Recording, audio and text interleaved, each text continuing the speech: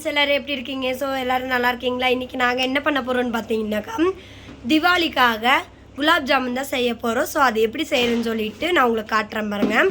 இது வந்துட்டு நம்ம சப்ஸ்கிரைபர் ஒருத்தர் கேட்டிருந்தாரு. ஸோ அவருக்காக தான் இந்த வீடியோ. இப்போ பார்த்துக்கோங்க, நான் இந்த செய்கிறதுக்கு தேவையான பொருளெல்லாம் நான் சொல்கிறேன். பாருங்கள் எப்படி என்னென்ன செய்ய போகிறேன்னு சொல்லிட்டு. இது வந்துட்டு என்னோடய அத்தை தான் செஞ்சிட்ருக்காங்க. இப்போ நான் அத்தை காட்டுறேன் பாருங்கள். ஃப்ரெண்ட்ஸ் இப்போ பார்த்தீங்கன்னாக்கா குலாப் ஜாமுனுக்கு தேவையானது முதல்ல ஜீரா காய்ச்சிக்கணும். ஸோ அதுக்காக நான் 1 கிலோ சர்க்கரை எடுத்திருக்கேன். இங்கே பாருங்கள் 3 பேக்கெட்டு நான் குலாப் ஜாமுன் மிக்ஸ் வாங்கியிருக்கேன். So MTR gulab jamun mix தான் நான் வாங்கியிருக்கேன். அப்புறமா நான் வந்துட்டு நெய், இந்த நெய்யில் தான் இப்போ நாங்கள் இதெல்லாம் இதை குலாப் ஜாமுனை உருட்டிட்டு நாங்கள் நெய்யில் தான் வறுத்து எடுத்துக்குவோம். ஸோ நெய்யில் வறுத்தா செம்ம டேஸ்ட்டாக இருக்கும். நீங்கள் ஆயில் இருந்தாலும் ஆயில் சேர்த்துக்கலாம், நெய் வேணுன்றவங்க நெய்யில் செஞ்சுக்கலாம். இது வந்துட்டு சர்க்கரையும் ஏலக்காயும் ரெண்டும் கலந்து நான் பொடி பண்ணி வச்சுருக்கேன். சர்க்கரை பாவு காய்ச்சும் போது இது கொஞ்சம் லைட்டாக போட்டு நீங்கள் இந்த ஏலக்காவோட வாசத்துக்காக நீங்கள் போட்டு கொதிக்க வச்சுக்கோங்க. ஸோ ஓகே வாங்க, இப்போ நான் ஜீரா காய்ச்சறது உங்களுக்கு காட்டுறேன் பாருங்கள். இப்போ பாருங்கள் 1 கிலோ சர்க்கரையே இதில் போட்டுக்கிறேன். இதில் இப்போ நான் தண்ணி ஊற்றி உங்களுக்கு காட்டுறேன் பாருங்கள். தண்ணி ஊற்றி அடுப்பில் வைக்கிறேன் பாருங்கள். இப்போ பார்த்தீங்கன்னாக்கா நான் இதில் 2 சொம்பு அளவு தண்ணியை சேர்த்துக்கிறேன்.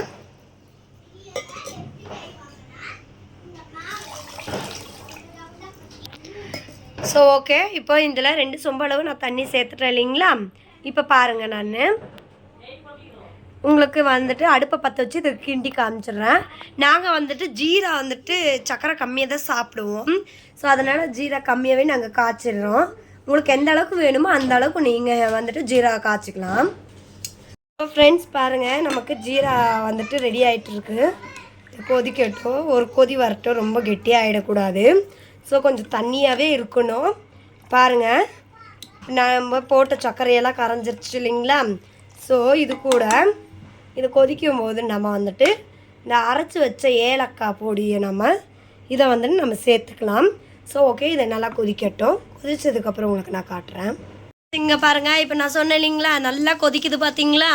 ஸோ இந்த ஸ்டேஜில் நம்ம வந்துட்டு அந்த ஏலக்காய் பொடியை நம்ம துவைக்கலாம்.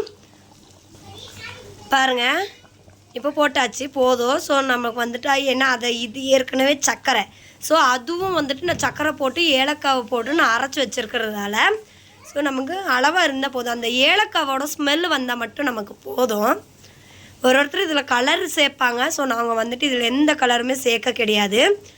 ஏன்னா குழந்தைங்க சாப்பிட்றதால நான் வந்துட்டு கலர் சேர்க்காமல் நாங்கள் செஞ்சிட்ருக்குறோம். ஸோ ஓகே, இப்போ நம்ம குலாப் ஜாமுனை உருண்டை பிடிச்சி உங்களுக்கு போடும்போது நான் உங்களுக்கு காட்டுறேன். பார்த்தீங்கன்னாக்கா நம்ம குலாப் ஜாமுன் மாவை போட்டுக்கலாம்.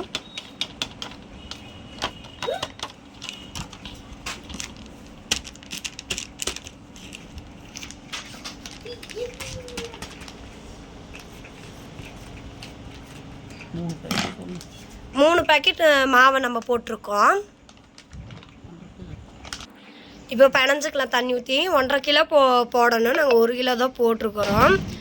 ஸோ ஜீரா வந்துட்டு எங்களுக்கு அதிகமாக வேண்டாததுனால நாங்கள் வந்துட்டு கம்மியாக போட்டிருக்கோம்.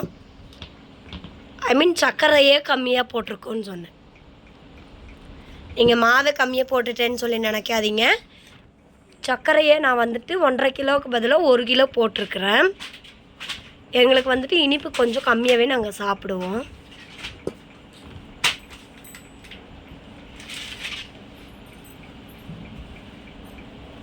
நல்லா பிணைஞ்சு எடுத்துக்கோங்க.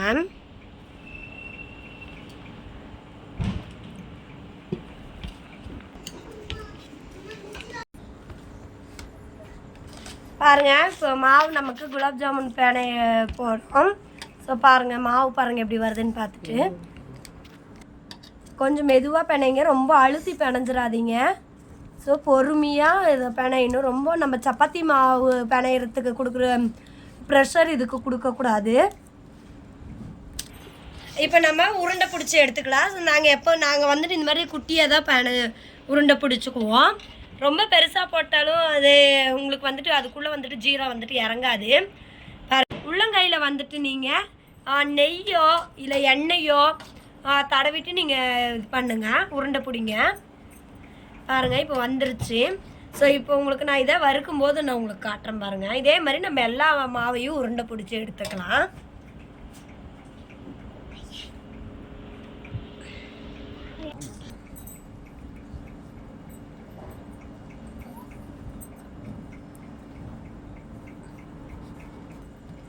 ஃப்ரெண்ட்ஸ் நாங்கள் வந்துட்டு கையை வந்துட்டு நல்லா நீட்டாக வாஷ் பண்ணிட்டு தான் நாங்கள் வந்துட்டு மாவு பிணைஞ்சிருக்கிறோம். ஸோ இதை வந்துட்டு என்னடா கையில் இப்படி பிணையிறாங்களேன்னு நினச்சிக்காதீங்க. ஸோ எல்லோரும் இப்படி தான் கையில் பிணைவீங்க, நாங்களும் அப்படி தான் பண்ணிடுறோம். கை நல்லா கழுவிட்டு தான் நாங்கள் இதை செஞ்சிட்ருக்குறோம். ஃப்ரெண்ட்ஸ் இப்போ பார்த்தீங்கன்னாக்கா வடை சட்டி வச்சு நான் பாருங்கள் நெய் ஊற்றிட்டேன்.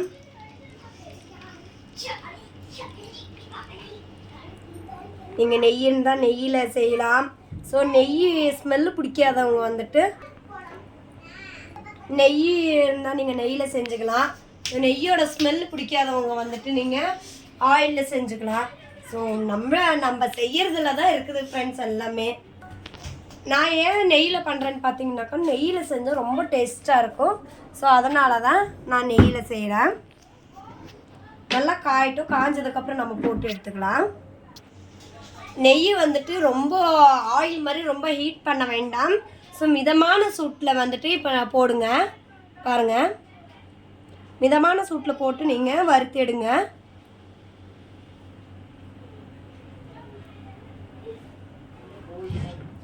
நல்லா கோல்டன் ப்ரௌனில் நல்லா வறுத்து எடுத்துக்கோங்க.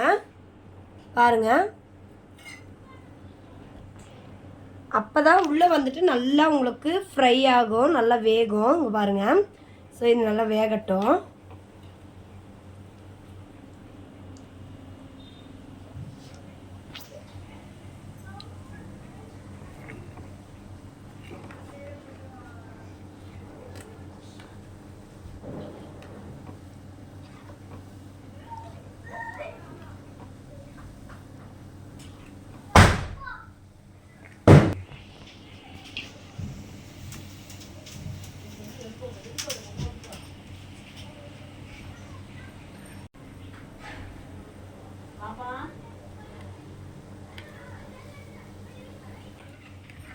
பாருங்கள், இது நல்லா ப்ரௌன் கலரில் வரட்டும்.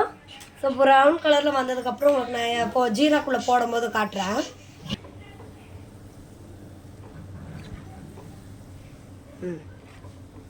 இங்கே பாருங்கள், இப்போ நம்ம ஜீராக்குள்ளே போட்டுடலாம்.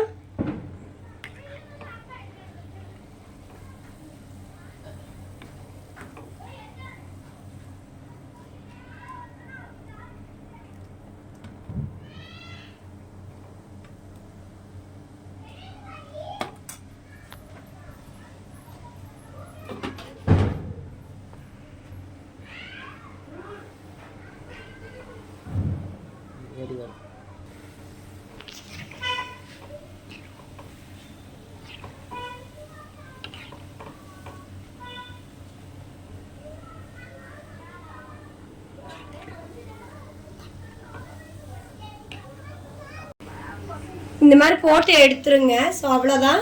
நான் உங்களுக்கு எல்லாம் ஃபுல்லாக போட்டு முடிச்சதுக்கப்புறம் உங்களுக்கு நான் வீடியோவில் காட்டுறேன்.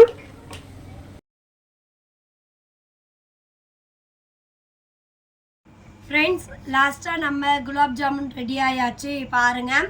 ஸோ நாங்கள் வந்துட்டு ஜீரா வந்துட்டு அதிகமாக நாங்கள் எடுக்கலன்னு சொல்லியிருந்தேன் இல்லைங்களா. ஏன்னாக்கா நாங்கள் அதிகமாக இனிப்பு சாப்பிட்றதில்ல. ஸோ அதனால் நாங்கள் ஜீரா வந்துட்டு கம்மியாகவே நாங்கள் எடுத்துருக்கோம். இதே மாதிரி நீங்கள் செஞ்சு பாருங்கள். ஸோ மோஸ்ட்லி எல்லாருக்குமே குலாப் ஜாமுன் செய்ய தெரியும். இதை வந்துட்டு எங்களோட சப்ஸ்கிரைபர் ஒருத்தர் கேட்டிருந்தாரு. ஸோ அவருக்கான ஒரு வீடியோ தான் இந்த வீடியோ.